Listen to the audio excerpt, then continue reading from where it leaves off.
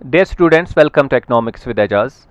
आज हम curved line graphs in micro economics इस टॉपिक पे बात करेंगे। और लास्ट लेक्चर में जो हमने देखा कि एक कर्व्ड लाइन ग्राफ को हम किस तरह स्टडी करते हैं, रीड करते हैं, और पर्टिकुलरली जो स्लोप है वो हमें कैसे बताता है कि एक्स वेरिएबल और वाई वेरिएबल में किस किस्म का रिलेशनशिप है, और स्लोप जो है कर्व्ड लाइन पे अलोंग ए कर्व्ड लाइन ये चेंज होता रहता है। तो वो सब चीज़ें हमने लास्ट लेक्चर में डिस्कस की। तो आज हम वो अंडरस्टैंडिंग जो है वो अप्लाई करेंगे माइक्रो इकोनॉमिक्स में। जो हमारे पास कर्व्ड लाइन ग्राफ्स है उनके ज़रिए से हम ये देखने की कोशिश करेंगे कि जो हमारी अंडरस्टैंडिंग है ग्राफ को रीड करने की, कर्व्ड लाइन ग्राफ्स को रीड करने की, वो किस हद तक मैच्योर हुई है, और जो भी हमारे पास कर्व्ड लाइन ग्राफ्स है माइक्रो इकोनॉमिक्स में उनको हम यहाँ पे लाएंगे, ताकि even before going to micro economics proper, यानी कि अभी माइक्रो इकोनॉमिक्स के मुख्तलिफ कॉन्सेप्ट स्टडी करने से पहले ही जो डिफरेंट ग्राफ्स होंगे फिर माइक्रो इकोनॉमिक्स में कर्व्ड लाइन ग्राफ्स, तो ये हमारे लिए मुमकिन होना चाहिए कि हम उनको रीड कर पाएँ और उनको इंटरप्रीट कर पाएँ, ताकि जो कॉन्सेप्ट्स वहाँ पे फिर डिस्कस हुए हैं ताकि वो कॉन्सेप्ट्स हम आसानी से जो है अंडरस्टैंड कर पाएँ। So let us begin with our first curved line graph, और वो है प्रोडक्शन पॉसिबिलिटी फ्रंटियर।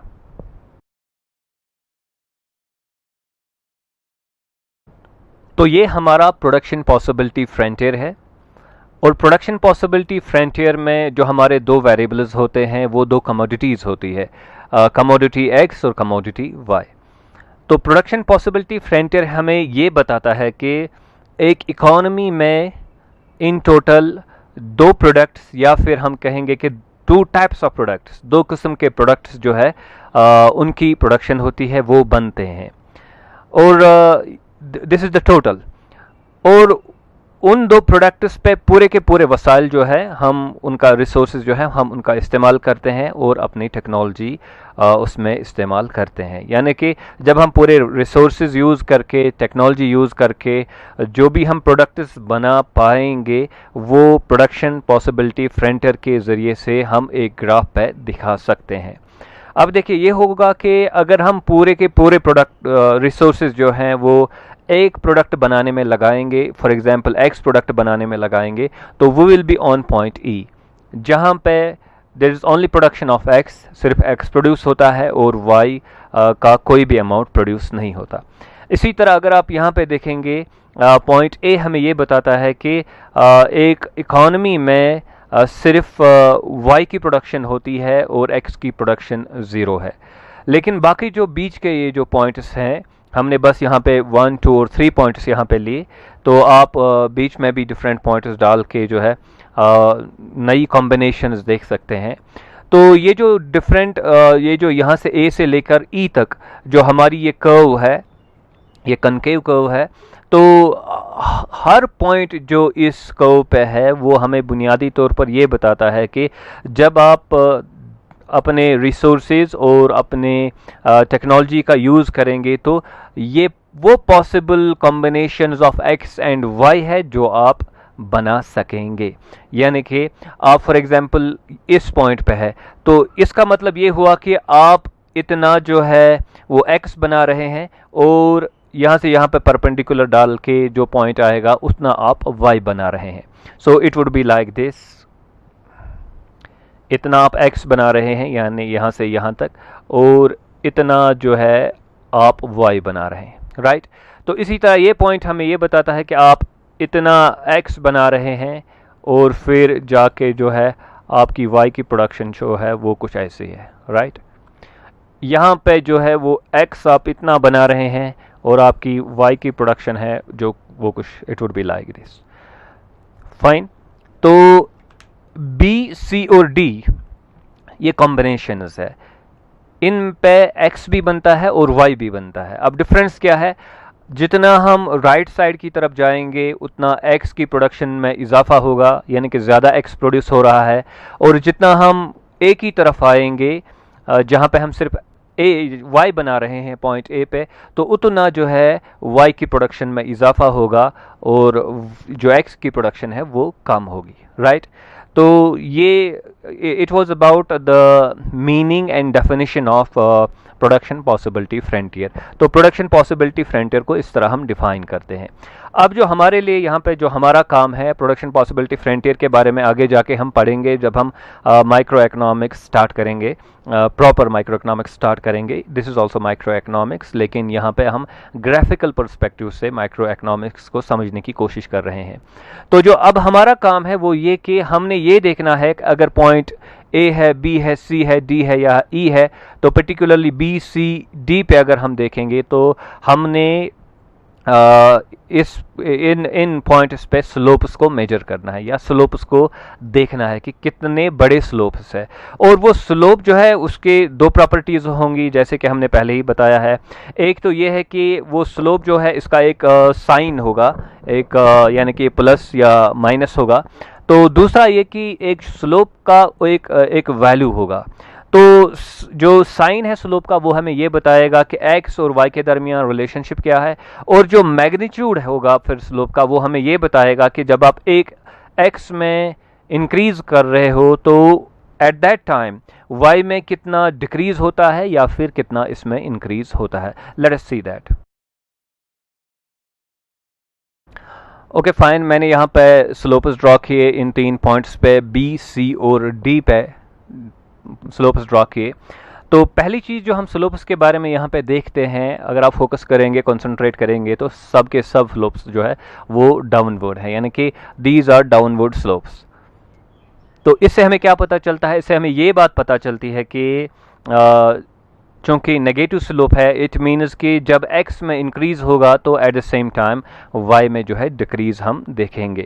तो पहली चीज़ जो हम समझते हैं स्लोप के ज़रिए से, ग्राफ के ज़रिए से जो हमें समझ आती है वो ये कि जब x में इंक्रीज होगा तो at that time there will be decrease in y, यानी कि दो वेरिएबल कमोडिटी x और कमोडिटी y में इन प्रोडक्शन पॉसिबिलिटी फ्रंटियर एक नेगेटिव रिलेशनशिप होता है।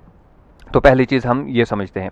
दूसरी चीज़ जो हम समझते हैं यहाँ पे वो ये कि पहले जो हमारा स्लोप है वो ज़्यादा स्टीप नहीं है। पॉइंट बी पे स्लोप है, पॉइंट सी पे जो स्लोप है वो बी से ज़्यादा स्टीप है, पॉइंट डी पे जो स्लोप है वो उससे भी ज़्यादा स्टीप है, यानी कि सी से भी ज़्यादा स्टीप है।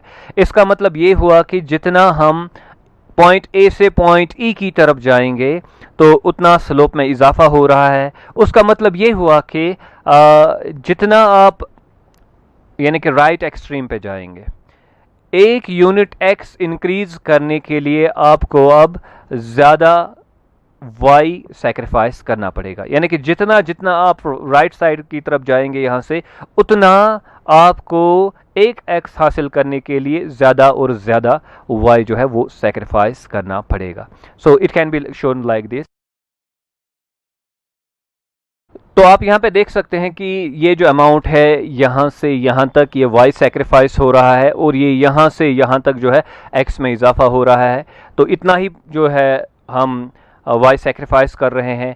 फिर यहाँ पे आप देख सकते हैं कि इतना जो है हमने वाई सैक्रिफाइस करना है इतना एक्स हासिल करने के लिए, और फिर थर्ड में आप देख सकते हैं कि इतना जो है हमने वाई सैक्रिफाइस करना है इतना एक्स हासिल करने के लिए। तो दैट मीन्स कि जितना आप राइट साइड जाएंगे उतना जो है आपको ज़्यादा वाई सैक्रिफाइस करना पड़ेगा एक्स हासिल करने के लिए। तो ये हमारी दूसरी कर्व है, इंडिफरेंस कर्व जिसको आप कहते हैं। तो कंज्यूमर्स इक्विलिब्रियम में ये बड़ी इंपॉर्टेंट है। अब देखिए इंडिफरेंस कर्व में क्या होता है कि हमारे पास एक्स वेरिएबल ये भी एक प्रोडक्ट होता है, वाई वेरिएबल भी एक प्रोडक्ट होता है।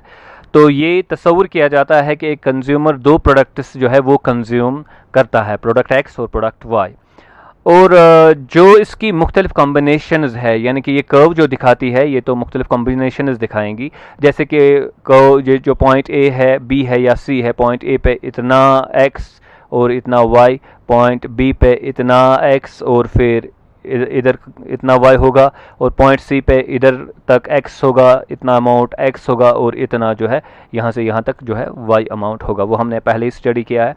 तो ये मुख्तलिफ कॉम्बिनेशंस है। पूरे कर्व पे जो किसी भी जगह पॉइंट डालेंगे तो हर पॉइंट जो है एक कॉम्बिनेशन होगा ऑफ एक्स एंड वाई। तो पहली चीज़ जो हमें इंडिफरेंस को बताती है वो ये कि it is simply a combination of और कॉम्बिनेशंस ऑफ और set of combinations of X and Y. ठीक है।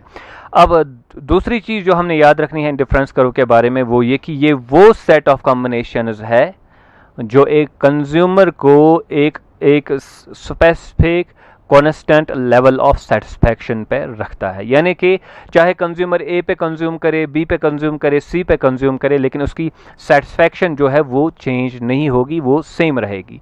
तो wherever the consumer is, चाहे ए पे है, बी पे है, सी पे है, तो वो उसके लिए कोई फ़र्क नहीं पड़ता, इसलिए इसको हम कहते हैं इंडिफरेंस कर्व। एनीवे वो सब चीज़ें हम इंडिफरेंस कर्व जब हम पढ़ेंगे उसमें हम डिस्कस करेंगे, लेकिन यहाँ पे हम ग्राफ जो है वो हमें क्या बताता है वो समझने की, उससे हम कुछ समझने की कोशिश करते हैं।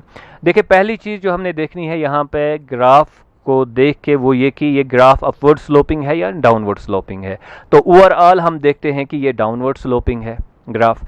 तो इससे हमें ये पता चलता है कि जो रिलेशनशिप बिटवीन x और y है वो नेगेटिव रिलेशनशिप है, यानी कि अगर आप x में इजाफा करेंगे तो y में क्या होगा, y में कमी होगी। तो जब आप ये पढ़ेंगे कि इंडिफरेंस कर्व में क्या होता है कि एक कंज्यूमर एक सेम लेवल ऑफ सेटिस्फैक्शन पे होता है, तो अगर उसके x में आप इजाफा करेंगे, राइट, x में इजाफा करेंगे लेकिन y में आप कमी नहीं करेंगे तो उसकी सेटिस्फैक्शन इंक्रीज हो जाएगी। तो यहाँ पे y में कमी क्यों करनी पड़ती है, क्योंकि उसकी सेटिस्फैक्शन जो है वो कांस्टेंट रखनी पड़ती है। इसलिए क्या होता है कि ये जो इंडिफरेंस कर्व में जो है नेगेटिवली स्लोप्ड होता है, ओवरऑल जो इसका स्लोप है वो नेगेटिव है।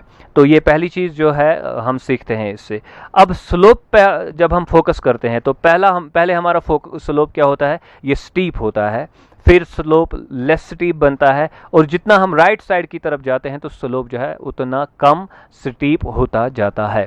तो उसका मतलब क्या है, उसका मतलब ये है कि जब कंज्यूमर पॉइंट ए पे होता है तो उसके पास ज़्यादा वाई अमाउंट होता है, एक्स उसके पास कम होता है, राइट, पॉइंट ए पे। तो उस वक्त क्या करेगा वो कि अगर उसको एक एक्स मिल जाए तो वो, चूंकि उसके पास एक वाई काफ़ी ज़्यादा है, इसलिए वो ज़्यादा वाई सेक्रीफाइस करने के लिए तैयार हो जाएगा, राइट। सो वो इतना वाई सेक्रीफाइस करेगा सिर्फ इतना एक्स हासिल करने के लिए। ये वाला वाई है यहाँ से यहाँ तक, इतना एक्स हासिल करने के लिए। क्यों, क्योंकि उसके पास वाई जो है वो ऑलरेडी काफ़ी ज़्यादा क्वांटिटी में है। तो जब कोई चीज़ आपके पास ज़्यादा क्वांटिटी में होती है तो उसकी यूटिलिटी आपके लिए जो है ना, मार्जिनल यूटिलिटी, वो कम पड़ जाती है, कम हो जाती है। एनीवे वो आगे हम पढ़ेंगे बाद में। और इस पॉइंट पे क्या होता है कि क्योंकि ऑलरेडी एक कंज्यूमर जो है उसकी वाई में अब कमी आ चुकी है और एक्स में थोड़ा इजाफा हो चुका है, तो अब जो है कंज्यूमर ज़्यादा वाई सेक्रीफाइस करने के लिए तैयार नहीं होगा।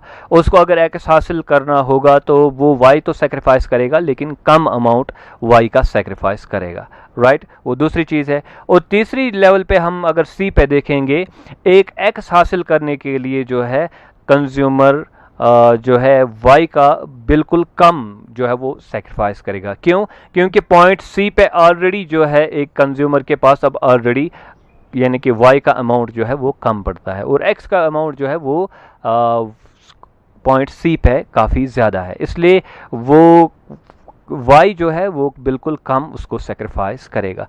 तो this will be the amount of, ये इतना होगा वाई का अमाउंट जो कंज्यूमर सेक्रीफाइस करेगा यहाँ से यहाँ तक, और इतना जो है उसके लिए उसको एक्स देना पड़ेगा, एक्स का अमाउंट देना पड़ेगा ताकि वो यहाँ से यहाँ तक जो है वाई अमाउंट सेक्रीफाइस करे। तो ये हमारा जो है आइसोक्वेंट है जो आप प्रोडक्शन जो आप प्रोड्यूसर्स इक्विलिब्रियम में पढ़ते हैं। तो ये आइसोक्वेंट है जो है वो ग्राफ के हिसाब से वो सेम है एज इंडिफरेंस करो, तो इसमें कोई फ़र्क नहीं। तो दो चीज़ें इसलिए कंक्लूड कर सकते हैं। हाँ, यहाँ पे आपको ये याद रखना है कि वहाँ पे प्रोडक्ट एक्स और प्रोडक्ट वाई था, यहाँ पे इनपुट एक्स और इनपुट वाई है, और इनपुट एक्स और इनपुट वाई जो है उनका इस्तेमाल करके हम चीज़ें प्रोड्यूस करते हैं। तो ये वो कॉम्बिनेशन है जहाँ पे आप डिफरेंट इनपुट कॉम्बिनेशन यूज़ करते हैं लेकिन हमारी प्रोडक्शन जो है वो सेम होती है। यानी कि अलोंग दिस आइसोक्वेंट क्या होता है कि प्रोडक्शन सेम रहती है, हालांकि हम इनपुट कॉम्बिनेशंस में हम चेंज करते रहते हैं। तो दो चीज़ें हम यहाँ पे सीख सकते हैं। Number one, relationship is negative, why the graph the slope is negative all along this isoquant, तो इसलिए रिलेशनशिप नेगेटिव है। दूसरा हम ये समझ सकते हैं इस ग्राफ से वो ये कि पहले स्लोप जो है स्टीप है, तब फिर जब हम आखिर पे पहुंचते हैं तो स्लोप जो है वो फ्लैट होता है, हॉरिजॉन्टल के करीब आता है। तो इसका मतलब ये हुआ कि पहले जो है जब हम राइट साइड मूव करेंगे तो y इनपुट चूंकि ज़्यादा होता है, इसलिए जो एक प्रोड्यूसर है वो इसको ज़्यादा गिव अप करने के लिए तैयार हो जाता है x हासिल करने के लिए। लेकिन जितना जितना हम राइट साइड जाएंगे तो वो कम से कम, चूंकि उसका y कम पड़ता है एज़ कम्पेयर टू x। देखिए यहाँ पे इसका y जो है वो ज़्यादा था, x इतना ही था, y यहाँ से यहाँ तक था। इस पॉइंट पे इसके पास इतना जो है x है, लेकिन y इतना ही है, सपोजिंग y इतना है, राइट। तो y यहाँ तक है। अब वो y जो है गिव अप नहीं करेगा, कम से कम y गिव अप करेगा ताकि वो सेम अमाउंट ऑफ जो है प्रोडक्शन जो है वो उस पर रहे। तो यहाँ पे जो है प्रोड्यूसर के पास ज़्यादा जो है क्वांटिटी ऑफ y इनपुट है, तो इसलिए वो ज़्यादा सेक्रीफाइस करने के लिए तैयार है। लेकिन जितना वो राइट साइड पे हम जाएंगे तो y की क्वांटिटी कम होती है, और जितनी y की क्वांटिटी कम होगी उतना क्या होगा कि इसकी मार्जिनल प्रोडक्टिविटी जो है वो इंक्रीज़ हो जाएगी। तो इसलिए ये जो प्रोड्यूसर है वो कम से कम y को गिव अप करेगा। तो वो चीज़ें हम बाद में पढ़ेंगे कि इसके पीछे जो इकोनॉमिक रीजंस वो क्या हैं, लेकिन यहाँ पे ग्राफ से हम ये दो चीज़ें जो है वो समझ सकते हैं।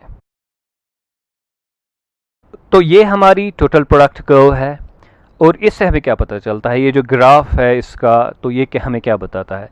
ये हमें ये बताता है कि यहाँ तक जो हमारी रिलेशनशिप है बिटवीन और याद रखेगा यहाँ पे अभी हमारा इनपुट है, जैसे कि लेबर हम ले सकते हैं कि एक हमारा इनपुट है, तो यहाँ पे लेबर है या एक इनपुट है, यहाँ पे आउटपुट है, प्रोडक्शन है, और इनके दरमियान जो रिलेशनशिप है वो ये ग्राफ दिखाता है। अब ये ग्राफ हमें क्या बताता है? ये हमें ये बताता है कि from origin, from this point two this point जो रिलेशनशिप है वो पॉजिटिव है, और यहाँ पे आके जो है हमारा रिलेशनशिप जो है यानी कि जितना हम इनपुट को इंक्रीज करते हैं लेकिन आउटपुट में कोई इजाफा नहीं होता है, तो वो ज़ीरो पे आ जाता है हमारा स्लोप। और फिर राइट साइड पे क्या होता है कि हमारा स्लोप अब नेगेटिव में चला जाता है। वो हम इससे भी देख सकते हैं कि ये लाइन जो है, ग्राफ जो है नीचे को चला जाता है, तो ये डाउनवर्ड स्लोपिंग हो जाता है। तो रिलेशनशिप जो है फ्रॉम दिस पॉइंट ऑनवर्ड्स जो है वो नेगेटिव हो जाती है, यानी कि इस इनपुट और आउटपुट के दरमियान इन स्टेट की पॉजिटिव रिलेशनशिप हो, एक नेगेटिव रिलेशनशिप